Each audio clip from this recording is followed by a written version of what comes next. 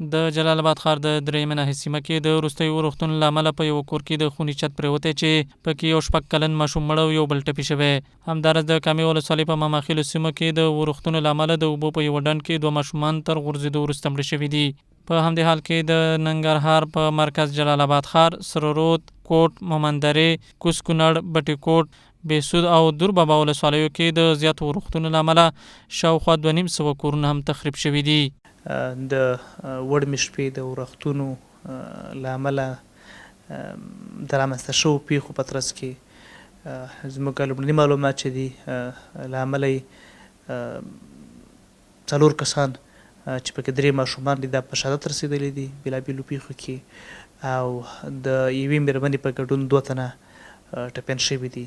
د یادونې وړ ده چې د وروستیو روغتونو په نتیجه کې په سلګونه جریبه ځمکه کې کرل شوي فصلونه هم له منځه تللي.